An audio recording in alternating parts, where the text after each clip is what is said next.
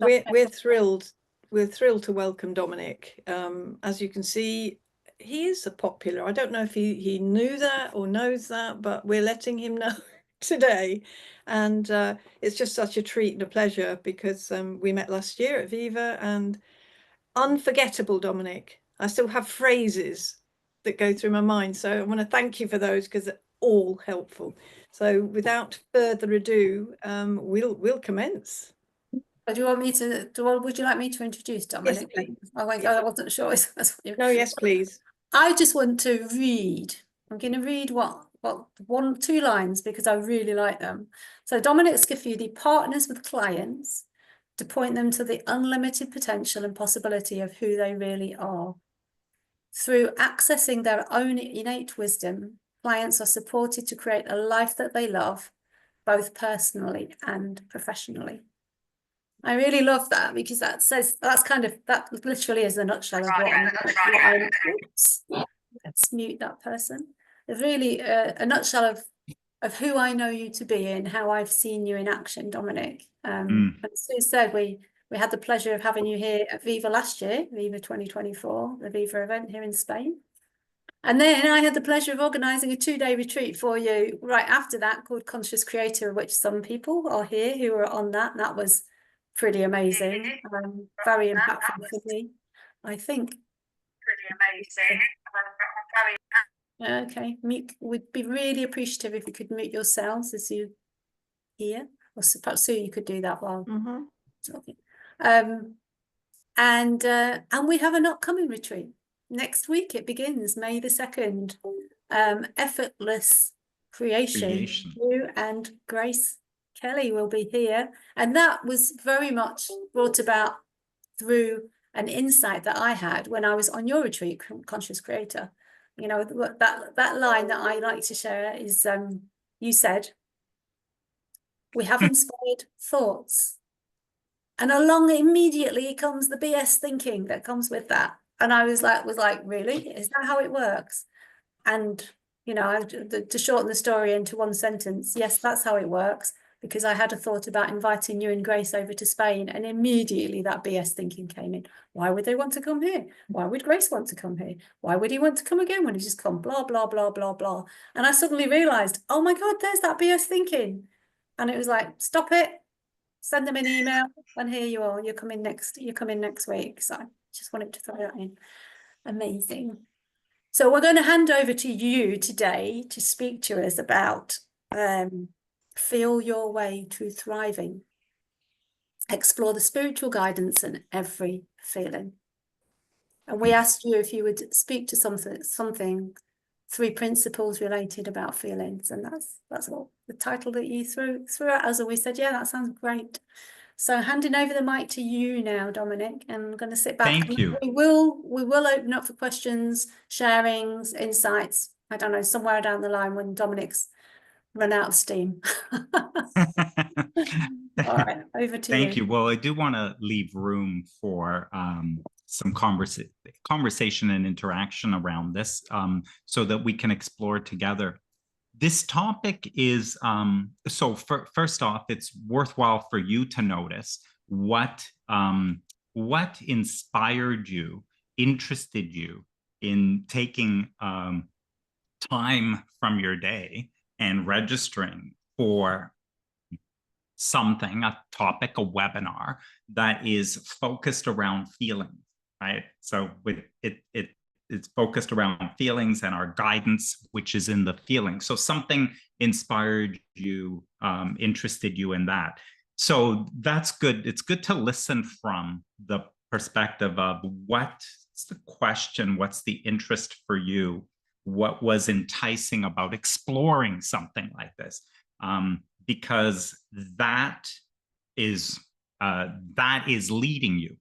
That is guiding you. We are guided by that interest, by that enticement, by that excitement. And we'll say more about that later. So anyway, good to sort of, in the beginning, just kind of presence yourself to that.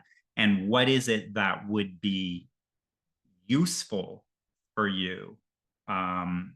So that in a way, what it is you're present, open to allowing more to be heard, to be seen, to be revealed in that direction. Because the direction of your interest, the direction of what fascinates you, there's something valuable in that. That is the direction of your expansion. That is the direction of thriving for you. I use that word, thriving. If those of you who have heard my talk, and I really appreciated the invitation last year to the Viva event. And in the talk, although the talk was called Conscious Creator, I was more excited about the subheading. And the subheading was, it had to do with thriving. I say it's about your innate thriving. In 3 principles, oftentimes we talk about innate health. And it always fascinated me because innate health, when I first came across that, innate health, innate mental health, like that was kind of like, you hear that a lot in 3P.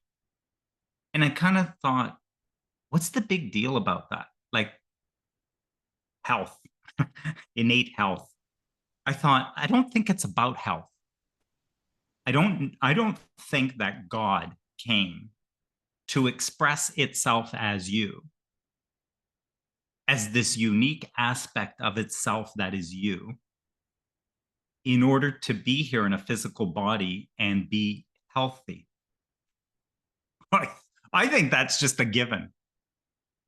So there was something about innate health that just wasn't enough in terms of words to truly encompass what we're pointing to.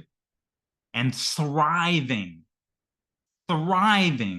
is really a word that points to how it seems to me that this energy, this spiritual energy that lives and breathes you, the direction that that energy moves, comes alive in you, is toward thriving. It's beyond health. It's beyond health. It's toward thriving. And it's toward, and we know this because if you look at any other life, you look at an animal, you look at a plant, look at something like a tree. It is planted, a seed is planted, you plant something, and there's an energy that moves through it. And how does it go? It always moves to thriving under those conditions. So if you were to plant a tree next to, a fence and on rocky soil, it will move toward thriving under those conditions. If it's planted elsewhere, it will look different. It will move toward thriving under those conditions. So the same for you and me. We're the same. This topic of feelings, I was thinking today, I was kind of journaling, and I thought about this, and I realized too, this is going to sound like a big statement. This is all you need. You just need this webinar pointing to what we're pointing to. And you don't need coaching. You don't need any other programs. There's not another thing you need. This would be it. From that understanding of feeling, and there is nothing more intimate to you than the feeling that you are in. From a deeper and deeper understanding of that, you have everything. That is everything you need. So, what is feeling? What is feeling? Feeling, in order for there to be feeling, first of all, feeling is energy. It's an energy, and it is within. The reason we say it's within is because if you and I were talking, I would not experience. I would not experience the feeling you are in. So the feeling, there's something about feeling which is unique to us. Now we'll use words. You'll say, "Oh, I'm so happy. I'm so excited." And those words come here and I go, "Oh, I know what she means. I know the feeling she's talking about." But I'm not in your world. I would not have that feeling of what that word is that you're pointing to. So there's something in the feeling that is unique to us. It is only for us. It is only valid for us. That is a communication that is only for me to interpret, to understand, guidance only for me. That is relative as well to where Sydney Banks talked about we are in separate realities. So we may be in the same place, the same situation, on the same webinar, and the feeling we are in is expressing, there's information that is related to the reality that each of us are in, which is unique to each of us. So what is feeling? Sid said, there is an energy of all things. Mind is the principle that he used for this energy of all things, that which some would call God. It's an infinite intelligence. It expresses uniquely as you. He also said, you, you, me. He said, you are a microscopic aspect of that energy. So you are an aspect of that infinite one energy. So this aspect that you are is, we could say, well, by now, you don't have to get stuck on any of these words. The words are not accurate. They're not very good. But they point to something. So there is an aspect of all that is who I am in physical form. That's the same for you. We could say that energy is my core, my true core, let's say my true tone.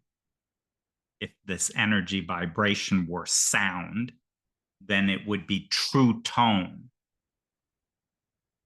There's true vibration. There's true expression of this aspect of all. I was thinking too, if you look at light like the sun and imagine the rays that leave from it, if one of those sun rays was you, then there is a true sort of tone that's you.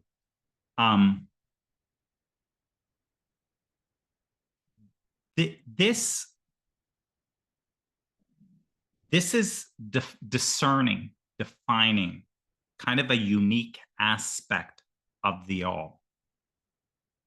In truth, a sun ray, when you continue from the finite sun ray that you see, which has borders around it, you can actually see it come in through a window and hit the floor or whatever, that's a sun ray. But if you were to trace back, it would trace back into the whole. It traces back into the whole. So although it appears as a unique expression, a unique aspect, it is indivisible from the whole.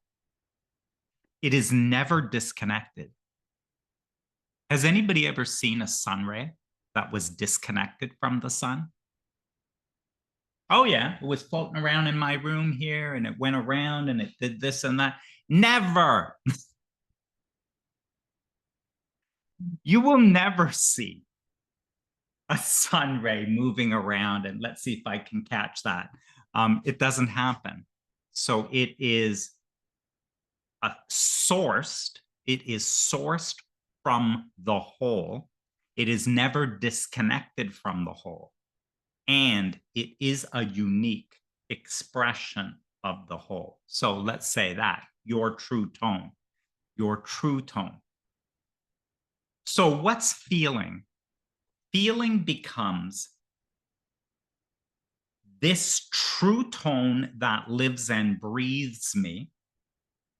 By the way, if that's all that there was, only this vibration, this energy, which is an energy of the whole, if that's all there was here in me, I would disappear. Okay, because you couldn't tell me from anything else, because there'd be no distinction. Same with you. The only reason we can interact is because there is a distinction between the unique aspect of the whole that is showing up here in physical form, which is distinct from the whole. And the paradox is, like a sun ray, is never separate from the whole, always sourced from the whole, and yet distinct from it. So what we're talking about, the only way you can talk about feelings is to understand two perspectives.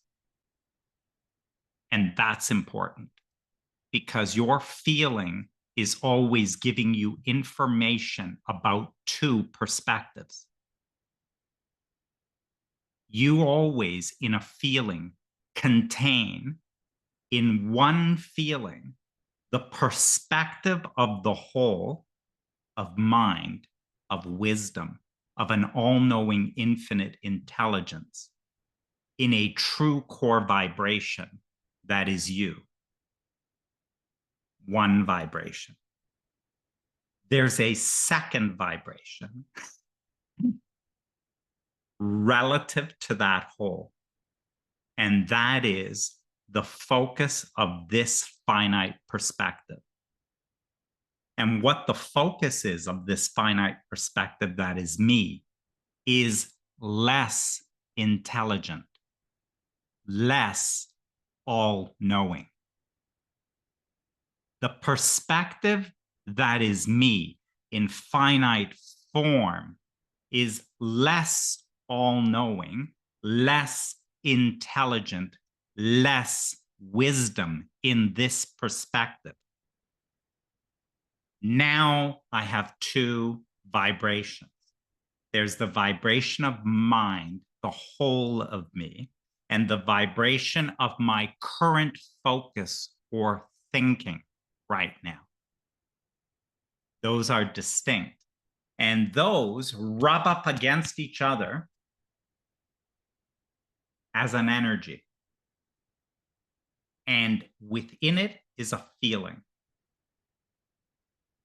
Sometimes when I'm in my life, focused as me, my thinking, I'm thinking about myself, I'm thinking about my relationships, I'm thinking about the work I do, how my life is, what I think about my relationships. And sometimes my thinking has harmony with this wisdom. So when my thinking has harmony with this wisdom, it will feel like my true self. I'm going to call it as true self. It will feel true to me. So all that means is that my thinking has lots of intelligence in it. It is not all-knowing. It's not infinite. But the thinking is in harmony with intelligence, with wisdom. It is in harmony with that energy that wants my thriving. So it is in harmony with my thriving. This thinking is serving me. And how do I know? I can tell by the feeling of it. It is harmonious. Now, as human beings, we talk a lot about the feeling and we say, so what do you mean, the feeling? Like, well, what is a harmonious feeling? Well, I'm in a feeling of peace. Yeah, that's good. That's harmony. I'm in a feeling of deep love and appreciation. Oh, that's good. That's harmonious, right? I feel elated. I feel joyful. That's great. That is harmonious with this energy, which is of the whole, which is wise, which wants only my thriving. So this relative perspective between who I think I am and the truth of who I really am, that is what the feeling is. It is in this moment present. And by the way, that's just as an aside, you might notice that you can only feel now. You only experience feeling. Its communication is only available to you now, here and now.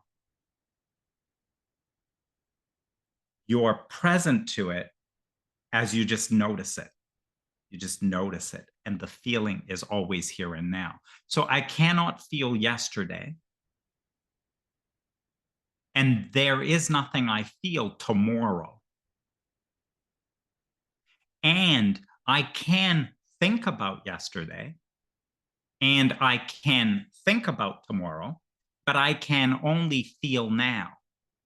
So my feeling right now is always an intelligence within that feeling. More accurately stated, is my feeling right now is telling me the extent of the intelligence contained in my thinking right now. So as I'm thinking right now about all that's going on in the world, all that's happening in the world, right? May as well jump to a big topic, right? And my thinking right now jumps to what's going on in the world. And I go, well, I'm really worried about it. Well, what do you mean? Shouldn't you be worried? Of course I should be worried. Everyone should be worried about it. Can't you see what's going on? Well, there's a lot going on. There's a lot going on in the world. In fact, there's a lot going on. There's so much going on in the world. There is always, in every moment of now, if I speak to you as a finite perspective, there is far more going on than you have the ability to focus upon. Does that make sense? There is more going on in this world than you have the ability to focus upon. There are 8 billion other human beings, trillions of animals, all kinds of plants, the conditions in various places. There is far more here than you can focus upon. And so the question is, you're present here and now, focused on what? That's one thing. You're focused on what? As a subject. Well, I'm focused on my relationship, or I'm focused on my business, or I'm focused on politics, or I'm focused on whatever. Climate situation in our world. What are you focused on? So that's one thing. There's no feeling without focus. You have no feeling within you until there is focus. If you were in that broad, all-knowing perspective where the energy was vibrating with all that is, there'd be no feeling to it. There'd only be a pure knowing. Just a pure knowing. an all-knowing. But if you want to experience that, you experience it apart from it. That's what focus is. So you're in this world, there's lots there, you can focus. And when you focus now, feeling comes into it. The feeling will tell you whether you're focused intelligently or whether you're focused less intelligently. And so more intelligently would be from an all-knowing, infinite intelligence. You focus on a subject, and that subject is focused in a way that serves you. Your focus on the subject serves you. It is for your highest good and the highest good of all. Because this whole is an encouragement only of its highest good and the highest good of all, always in harmony. So as you focus on anything, you can tell the extent to which your focus, your thinking, your wondering about the subject is intelligent wondering, intelligent thinking, or it's less than intelligent thinking.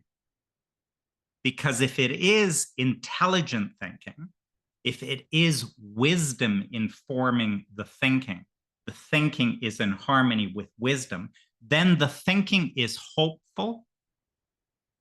The thinking is optimistic. The thinking serves. The thinking inspires good and highest good for all. The thinking inspires hope. When my thinking brings fear, that is an indicator of less intelligent thinking. That fear is an indicator that there is thinking I am honoring and respecting, which is counter to the intelligence within me. When I feel despair and powerlessness, that's an indicator that I am thinking something, I am holding a perspective which is opposite to the truth of me. And because of free will, I can think anything. I can think anything I want. No one can stop me. Because of free will, I can place my attention on anything. I can think about anything in any way that I want. But the feeling will always guide what I'm doing with my thinking. There is no feeling if there is no thinking. There is no feeling without thinking. A mountain somewhere, you could say, oh, there was this mountain in this country. Hadn't even heard of the country, the mountain in this country. The whole thing crumbled and fell into the ocean. Okay, well, I didn't know about it. There was no feeling there. Well, now you do know about it. I just told you.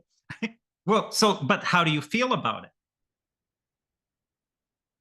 That you'll notice that you don't feel anything about it until you think about it. And then the next thing is, as you think about it, will determine how you feel. Well, that's horrible that such a thing would happen. Okay? So that's horrible. Now that's a horrible feeling. Like, well, yeah, these things happen. It shows you the wisdom of this earth. It shows you the rejuvenation, the way the earth keeps rejuvenating. Notice how that feels differently. Feels different. Which of those has more intelligence in it? Which is more likely? Which is more the truth? We're on a planet that is self-destructing. I don't know how that mountain crumbled and fell into the ocean, but it's a sign of things to come. Really, you invented it. You created this planet. You're the one who keeps it in place. And now you know that this is a sure sign of its crumbling and destroying itself and consuming itself? Or is the other thinking where, wow, just another example of how it keeps rejuvenating, keeps itself in perfect balance, keeps itself operating for the optimum good for itself and all that it supports? Which feels better? Which is more likely to have intelligence in it in that perspective? So this is how the feeling is giving me info about the extent of truth that is contained in the way that I'm using my thinking. And that is guidance, which can guide me in any subject, in any area of my life. Anything from broad, large global perspectives to, well, what about my business? Well, what about my relationship? Should I renovate my house? Should I add a porch to the back? Anything you think about, your consciousness, that infinite intelligence is interested in. It has a perspective on. You cannot be disconnected from that. And anything you are interested in, that consciousness is flowing to. The things you are most interested in, that consciousness is very interested in, because you did not make up your own interest. If you notice, you don't get much of a say about what you're interested in. You don't get much of a say about what excites you and what doesn't. You knew this as a kid, by the way, because you're sort of like in school and you're like, but I don't want to learn this history thing, right? But meanwhile, that auto mechanic stuff, you were all over it. And you wish you could have done it differently, like it would have gotten everybody off your back if you could have just been interested in the things that you should be interested in, that they were telling you you should be interested in. But notice you don't get a say about that. So you are a unique aspect of all that is, and anywhere you look, you will feel. And that feeling, where there's excitement and interest, is calling you toward it. It's calling you there. There's something there for more expansion. There's something there for greater expression of the whole through you, uniquely through you. And that is the direction of your thriving. You can only allow that, allow it. It doesn't take your effort. It only takes your allowing that. You're allowing yourself to go with where that energy is expressing. Or you can resist it. That's free will. Allow it or resist it. You're not a robot commanded by an infinite intelligence that must do what you're told. You are an expression of an infinite intelligence that holds all the qualities of mind. It holds all the qualities of consciousness, and that is pure freedom. Consciousness can go wherever it wants, and you are the same. As an aspect of consciousness, you can go wherever you want. But you will always feel where you are going with your consciousness and your thinking, and how the direction you are moving in is in harmony with the whole for your good and the highest good of all. It is in harmony with your thriving and your expansion, with your highest joy, your highest love, your greatest peace, your greatest fulfillment. You will always know whether you're going in that direction or whether you've deviated off into a direction that serves you less than that. So why don't I pause there? Thank you, Dominic. There are a couple of... Oh, you're muted, Sheila. Oh. Am I muted? No.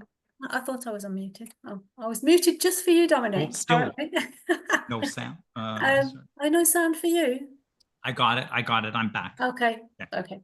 So there's a couple of questions that have come up in the chat.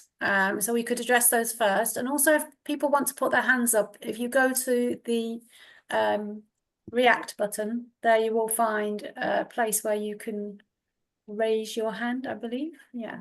Yeah. Raise your hand. There's a button there that says raise your hand. Shall we take the, going to smile at this one, Dominic, the first question. Oh, I love it. We had a little chat about that, you and I, a while ago, didn't we? Yes. So you can see that. So the question is, does your narrative relate just to conscious thoughts and thinking? What about unconscious thoughts? Yeah, very, very good. And by the way, I also appreciate that the term used or the word used was unconscious. Because some people talk about subconscious as if there's an area of consciousness called the subconscious and categorize it different. So, but what's great, Janet, in your question is conscious and unconscious. Here's a different wording which will relate to here. There are, so a conscious thought is active. A conscious thought is active. It has energy and vibration in it. There are lots of thoughts. So first of all, we want to understand that within the whole, there is all. That's why it's called all. Sydney Banks called it Sid talked about formless and form, and he goes, but that's not really true. There is none of that. It's really the allness. He said the allness, the isness. So, okay. So there is all. So let's say all thought is possible. All thought is available. And only some thought is focused upon now. So there's the obvious ones. Well, I am focused on money and I'm worried, right? So the feeling tells me, okay, so then I have some thinking that says, oh, my money might run out, or I won't have enough, or there's some problem here. I might lose it all, right? So those are conscious. Because the feeling tells me there's an active thought. And by the way, even just feeling a worry or an anxiety about something, this is where I'm unconscious of the thought. I'm not conscious of the thought. I'm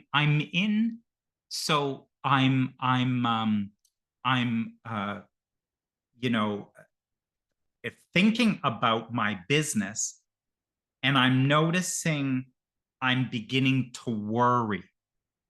So the thing is, you'd say, well, what is it you're thinking about? I don't know. I just have like this worry. I'm starting to feel a bit of a concern. Okay, so the feeling tells you there is thought, or you'd feel nothing.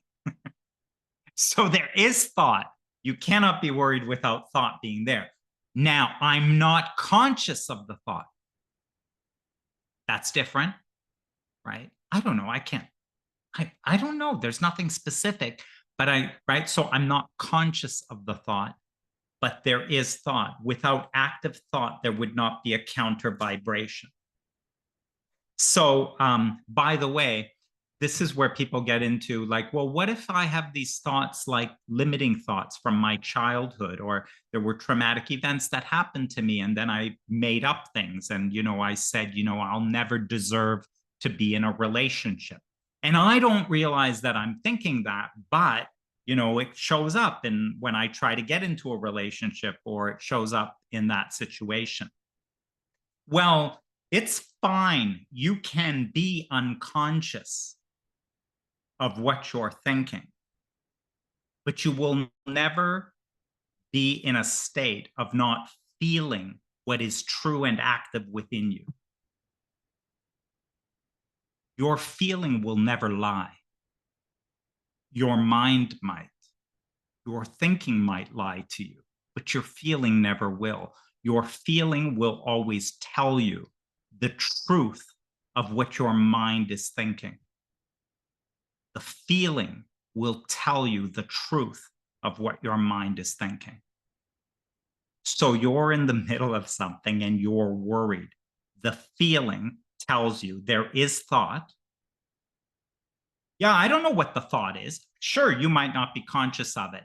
You might not be aware of it. There is thought, or you would not feel anything. And then the next thing is the way it feels is telling you how truthful whatever this thinking is. How do you feel? Well, I'm feeling worried. I'm a bit afraid, actually. Okay, so you are thinking something that doesn't have a lot of intelligence in it. But what is it? Doesn't matter, but you are thinking. You are thinking it, and it's on this subject, and you are thinking it, and that's the only way you could feel this way, is you must think against yourself in order to feel like that. So whether it's conscious or not unconscious, the thing is, what's important is it active? And if it's active, you will feel it. If it's not active, you won't. It won't matter, because you don't feel anything. So this is also why, Sid also pointed where he said, well, you don't have to do analysis. You don't have to go into therapy and dig into your past. It's like, well, I don't know why I feel this way about relationships, or why they always turn out bad for me or something. Maybe I should go back and I should find what these thoughts are that are lingering in me. Well, you could. And if you try that, what happens is, once you're in a feeling, this is the other thing in this, as Sid said, you can only access the thinking that is at the level of consciousness that you're at. So the level of consciousness, in a way, is reflected in the feeling you are in. So when I'm in a joyful, happy, loving feeling, I'm in a level of consciousness where the thinking gathering around me and flowing is very harmonious with truth and does not have a lot of contamination in it, as Sid would say. Not a lot of personal thinking would be in it.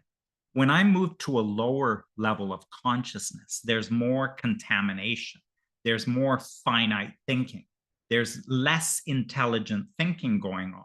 And in that less intelligent thinking and feeling, I can access, and all the thoughts are around that are in that same channel, like a radio station channel.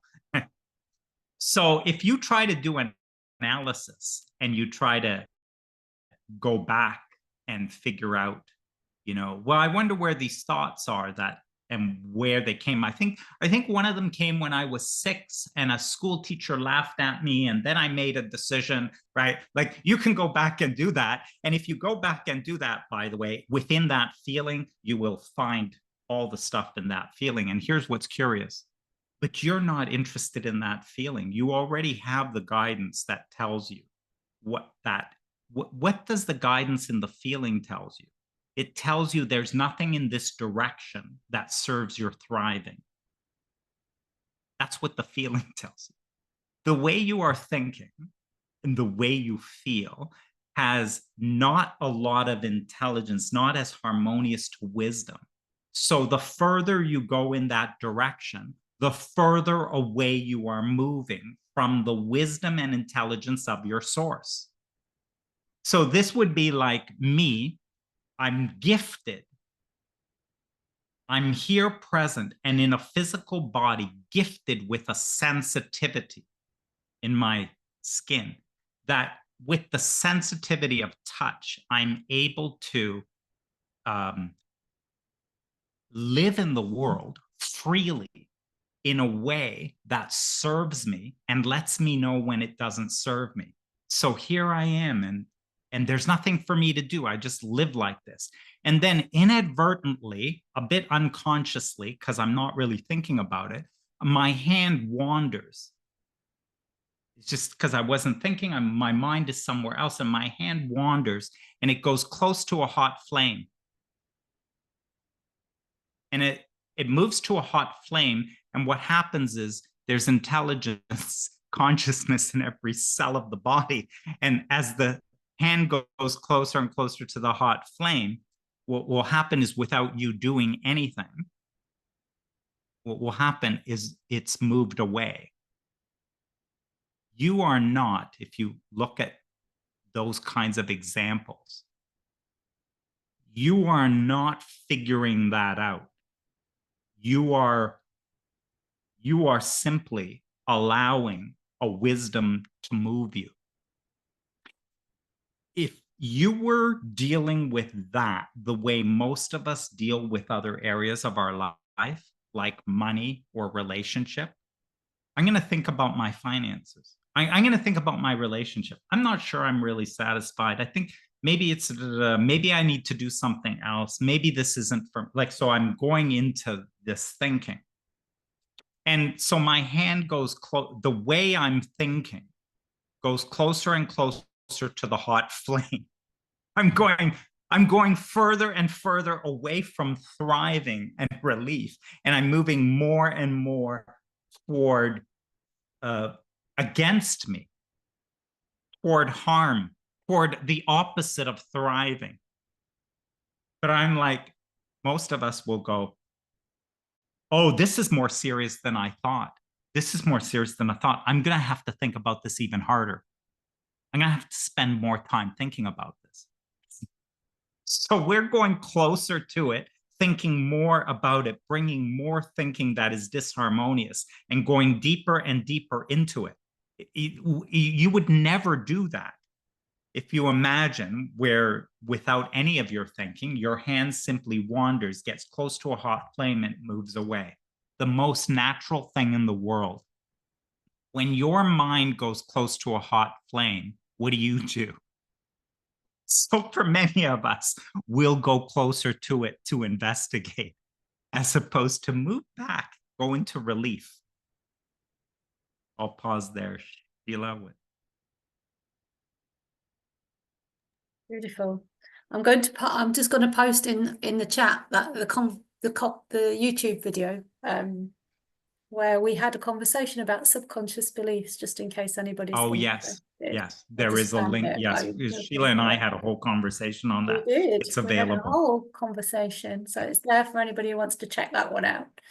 And then there's another question from where's it gone? From Estelle. Yes. It's about beliefs, goals. I lost it. Oh, Dominic, how does attachment to a goal like thriving allow one to thrive?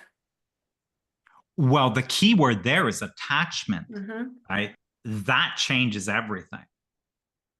Thriving doesn't need you, and it doesn't need your attachment. It doesn't need your focus. It doesn't need you to choose it, right? So trees, if you look at a tree, they have no attachment to thriving.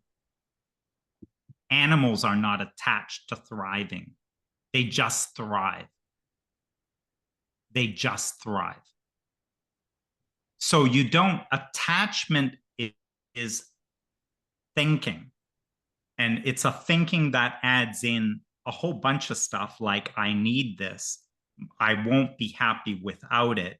And it certainly can't happen unless I'm on it.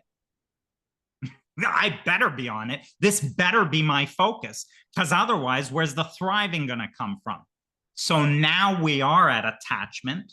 Now we have turned it into a goal. There's just too much thinking there. Okay. So no child thinks about thriving. There's not a tree that is attached to thriving, and no animal is either. Thriving is the only natural expression of this energy. That energy, which is you, the unique aspect of all that is that you are, it only expresses into more and more and more experience of all that it is. And you are finite. And so you are a finite expression of all that is. And so you express it, but immediately behind it is more and more and more possibility. The life you are living is not all that's possible, and it will be that way till the day you end this life, till the day that life ends.